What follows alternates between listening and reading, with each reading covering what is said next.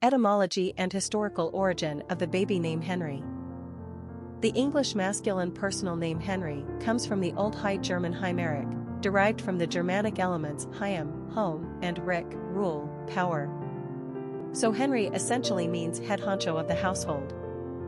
By the Middle Ages, Heinrich evolved into Heinrich, which the French adopted as Henri.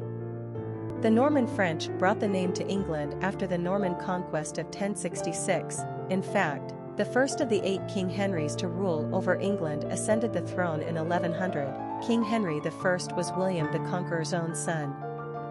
Not only were there 8 English kings, but there were a total of 4 French kings named Henri, 7 Heinrichs who ruled the Kingdom of Germany during the Middle Ages, and several Holy Roman emperors who bore some form of this name. In other words, these Henry dudes were ruling houses all over Europe. Obviously, the Heinrich names were widespread and extremely common throughout Europe by the 11th century. When Henri was first introduced to medieval England, the English adopted it as Harry, but Harry eventually lost favor to Henry, now the standard, although Harry remains common as a pet form. Today Henry persists in popularity in England, Australia, Canada, and the United States. Personality of the boy named Henry. The number 7 personality is deeply mystical and highly in tune with their spirituality. They operate on a different wavelength than the average Joe.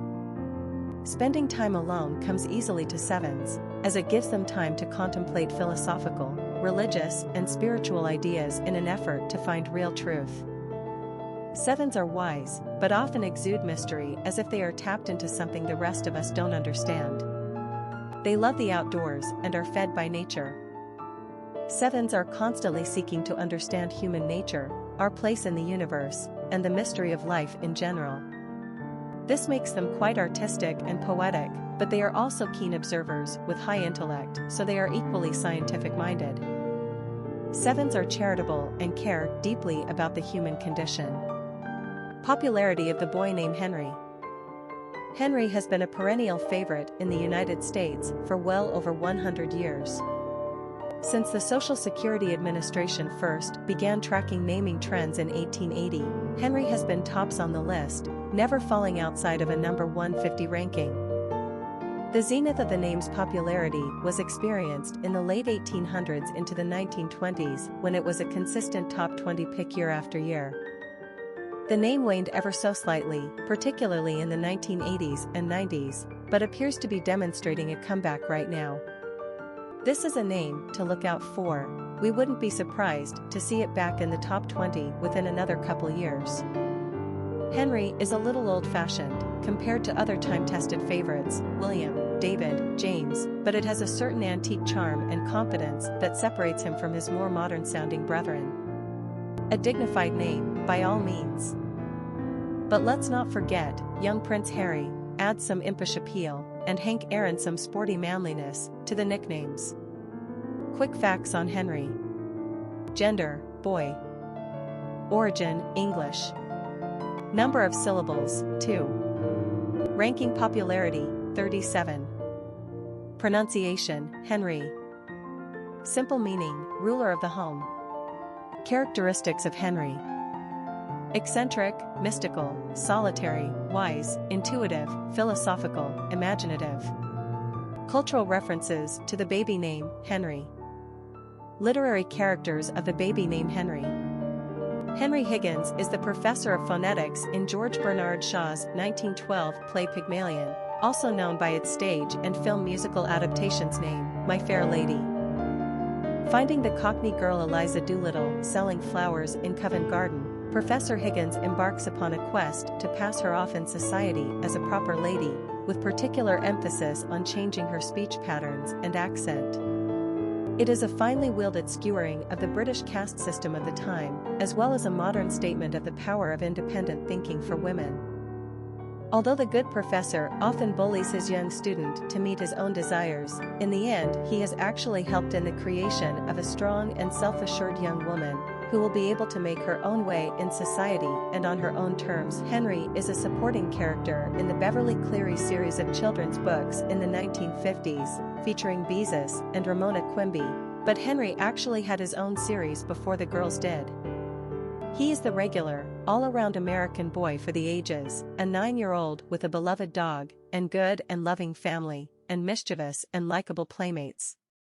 The character of Henry, as well as all his friends, is as relevant and enjoyable today as it was 60 years ago. Owen Glendower, Prince of Wales, mounts the last great effort to overthrow English rule in William Shakespeare's Henry IV. Henry is the protagonist of Stephen Crane's Civil War novel, The Red Badge of Courage, published in 1895.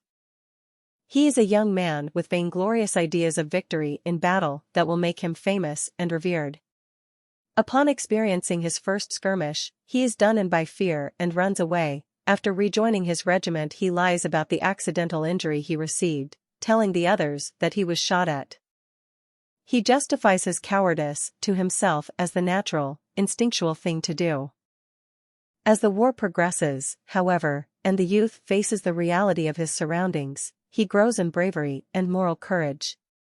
His actions on the battlefield bring him the accolades that he has finally truly earned. Henry Jekyll is Dr.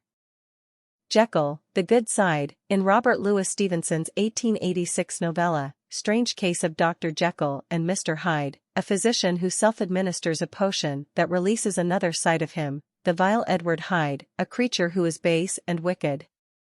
An allegory of the nature of good and evil and the duality of human nature, it is not so much a condemnation of that state of affairs as an understanding of the struggle of people to balance the bad and the good, and the consequences of the constant repression of instincts that are better brought to light. Henry Jekyll is actually indulging in the oldest of man's endeavors, the wish to taste of the tree of the knowledge of good and evil. Popular songs on Henry. A song by Joan Baez, Theo, and Weird Henry, Just Like Henry David, a song by the Kennedys, a song by Widespread Panic, a song by Natalie Merchant, Henry Parsons Died, a song by Bob Dylan, Love Henry, Henry Martin, a song by John Mellencamp, Henry Darger, a song by Bob Dylan, performed with the band, Don't You Tell Henry. Famous people named Henry. Henry Hines, businessman, Henry Miller, author, Henry Ford, businessman, Henry Cotton, golfer, Henry Hank Aaron, baseball player, Henry Kissinger, politician, Henry Fonda, actor, Henry Mancini, composer, Henry David Thoreau, author, Henry Rollins, musician, Henry James, author, Henry Hudson, explorer, Henry Winkler, actor, Henry Wadsworth Longfellow, poet. Children of famous people named Henry. Julia Roberts, Heidi Klum. Historic figures with the name Henry.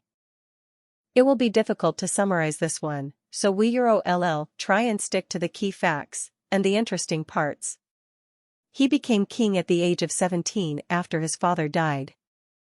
He loved all forms of leisure and pleasure, hunting, food, wine, music, poetry, but most of all, he liked the ladies. He holds the record for royal marriages. His first wife, Catherine of Aragon, gave birth 8 times but produced only one surviving daughter, Mary.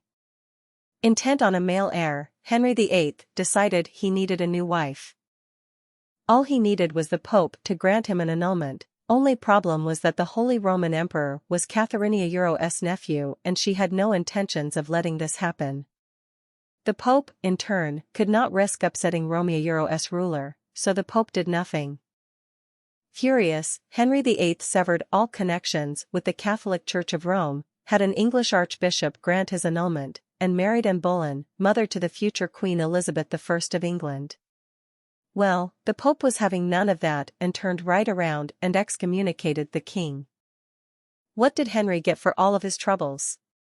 Another daughter. It's hard not to laugh at this point.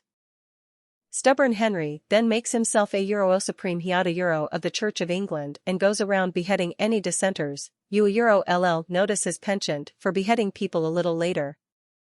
Omi way, or the highway best sums up this man's reign.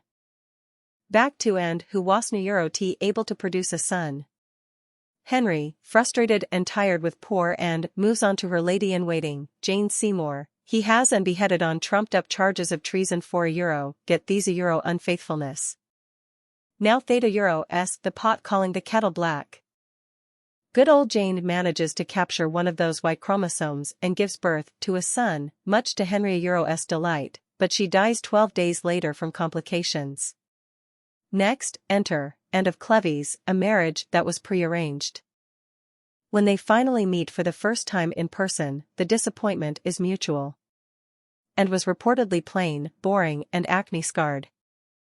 Henry was no Don Juan himself at this point in his life, grossly overweight and generally nasty. He had that one annulled 7 months later, and those he could find to blame for the disastrous pairing were promptly beheaded. Anne of Cleves got to keep her head, and Henry did pay spousal support. After Anne of Cleves came Catherine Howard, a beautiful 18-year-old, to Henry a €49. Enamored with the young sprite at first, Henry wasted no time demanding a euro off with her head, a euro, when he learned of her extramarital affairs. Last but not least, we have Catherine Parr. The man liked the name Catherine, apparently. She, too, was young, 31, but married the fat old king more from a sense of duty than an aspiring interest in social status and wealth, and she was good to him. She was the one that was there to the end, and he named her regent before dying at the age of 55. Detestable in so many ways, you have to admit, Henry VIII was one colorful character. King Henry I was the fourth son of William the Conqueror and the only one to be born in England. Henry succeeded his brother William II as King of England after William I's suspicious death during a hunting trip with his brother. Henry, convenient is a word that comes to mind.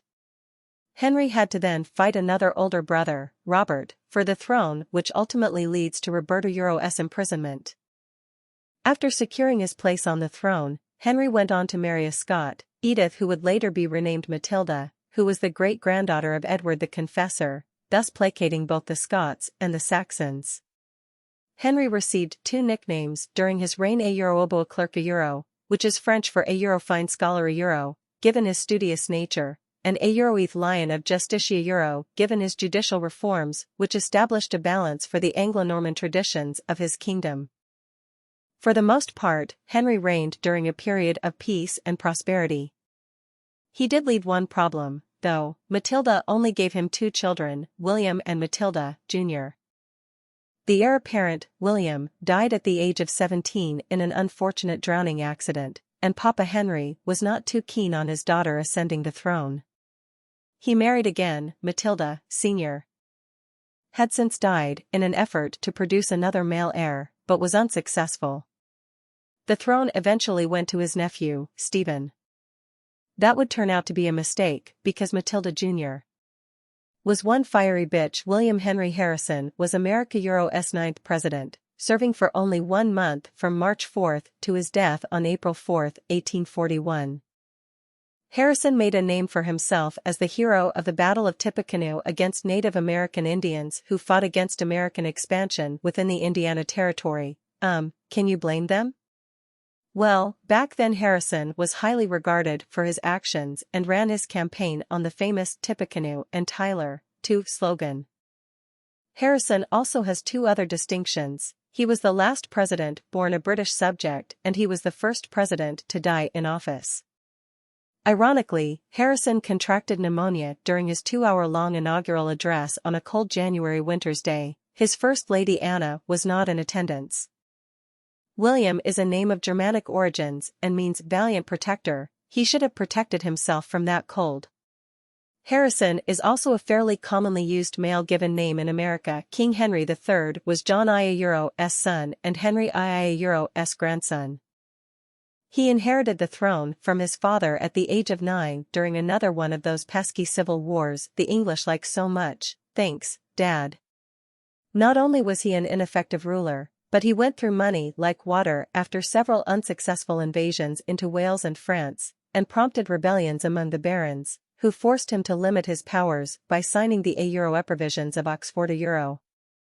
The first parliament, or so considered, convened during his reign, in reaction to this repudiating king. The Barona-Euro-S war would ensue, leading to the King-Euro-S capture and his ultimate escape from captivity, orchestrated by his son, Edward, who would eventually succeed his hapless father. William Harrison was the 9th President of the United States, the last president to be born a British subject, the oldest president to be elected at age 68, until Ronald Reagan, the president with the shortest term, 1 month, and the first to die in office. Elected in 1840, Harrison Euro-S campaigned under the slogan A Euro et Picano and Tyler, 2, a euro to remind Americans of his military prowess against American Indians in the Battle of Tippecanoe, 1811. He is also noted for having the longest inaugural speech in history, over 2 hours. Standing out in that East Coast cold January weather for so long at his inauguration ironically led to Harrison contracting pneumonia. He would die 32 days later. It was the first time in American history that presidential succession was put into force, and Vice President John Tyler would assume the office. King Henry V was the son of Henry IV and ascended the throne upon his father Euro-S death. He is known as one of the greatest of all English monarchs and a bane to the French existence. First, Henry V successfully seized the northwest French post, Harfleur. It was an uneven battle and so a massive victory, as the French outnumbered the English by thousands. It was a heady victory for the young king who was met with much fanfare after returning to London. He wasn't done yet, though. In 1420, he returned to capture Normandy, which resulted in the signing of the Treaty of Troyes, naming Henry the heir to the French throne. He celebrated by marrying the daughter of the then King of France, Charles VI. Her name was Catherine, and she would bear Henry, a son soon to become King Henry VI, and soon to undo his father Euro-S fine work. Henry VIII's life was cut short in his mid-30s, struck down by dysentery. Patrick Henry was an American orator, politician and founding father who led the movement for independence in Virginia in the 1770s. He is most known for his "Give me liberty, or give me death" speech. An impassioned promoter of the American Revolution and independence, Patrick Henry would go on to lead the Anti-Federalists who criticized the United States Constitution, fearing that it endangered the rights of the states and therefore individual freedoms. His opposition would be instrumental in the adoption of the Bill of Rights. George Washington offered Henry the Secretary of State post in the first presidential administration, but he declined due to his distaste for the Federalist political agenda. He would eventually change his tune after witnessing the radicalism of the French Revolution and began to understand the necessity of a secure federal government. Henry VI not only ascended to the English throne at the age of 9 months, but at the ripe old age of 1, he also was King of France. Too young, his uncles would serve as regents and more royal family members would crawl out from the woodwork with their greed for power. About the only good that came out of this naive King de Euro's reign was a passion for education and building. Eton College and King de Euro's College were erected during his time. Turns out, Henry VIII's biggest problem would be a French peasant girl by the name of Joan of Arc. According to her story, which she shared with the Dauphin of France, the voices of the Saints Michael, Catherine and Margaret told her that she alone could drive the English out of France. We can just imagine that the poor, hapless Dauphin, unable to motivate the French people himself, responded with a resounding "A euro, oh sweet dude. Go for it, a euro." So little Joni throws on her amour, jumps on her white horse, and heads for Orleans. Her zealous faith in the "A euro Lord a euro es wishes a euro" and her firm belief in her own purpose must have rubbed off on the people who joined her one-person uprising, because the English would eventually exit stage left. For more on Joan, see the name Joan. The English and the French are still amidst the 100-year War, but we are nearing the end now. Henry VI made a terrible mistake by not taking France's offer of Normandy and Aquitaine if they would just get the hell out, because the French would eventually recapture all of their land back. Of course, this was not Henry's only problem. Back at home, he wasn't so popular, particularly given the miserable losses to the French.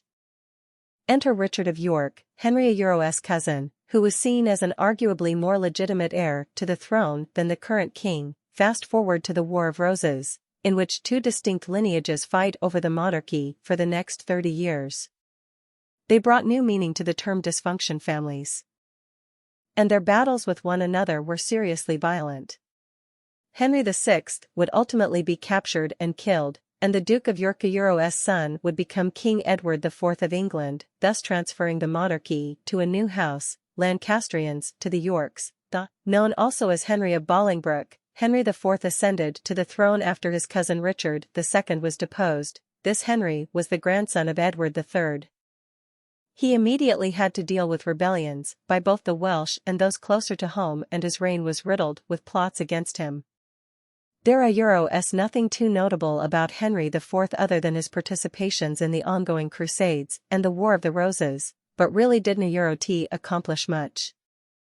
He was also the first native English-speaking king. His predecessors had spoken French. The War of the Roses came in with a Henry, and it went out with a Henry.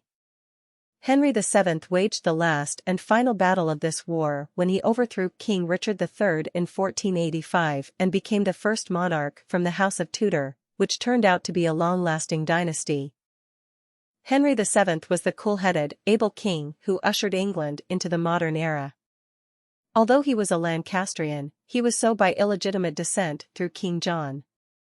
He united the Yorks with the Lancasters by marrying Edward Euro's daughter, Elizabeth Euro, so now everyone is neatly together under the new House of Tudor, by a little stretch of the imagination. Still, Henry VII was a fine ruler, although not beloved by the people. He kept his distance from the common man. Under Henry VII, the English government came to be more stabilized and centralized, and he died leaving a peaceful and prosperous England to his incurable pleasure-seeking, tyrannically arrogant, hot-headed son, none other than the legendary King Henry VIII. Henry II was Matilda, Jr. Euro's son and raised in France until the age of 9, returning with his mother to England in her effort to reclaim the throne. She never quite managed the coup for herself, but Henry II would ascend through her lineage upon Stephanie Euro's death. Henry II had a few things going for him from the English perspective. He was the grandson of Henry I, who had done a lot to integrate the Norman Anglo ways into a fairly stable atmosphere. He was Scottish by way of his maternal lines, and he truly was the rightful heir to the throne. But he also had one glaring problem: his wife Eleanor. She was one tempestuous shrew. Eleanor actively plotted with their sons, Henry, Richard, and Geoffrey, to rebel against their father, and she encouraged invasions by the kings of Scotland and France. Such a nuisance was she that Henry II would eventually place her under house arrest for 15 years. Henry II was a man of reason and intellect, like his grandfather, and is notable for creating common law in England. Only problem was that Henry expected to extend these royal judicial oversights onto the church.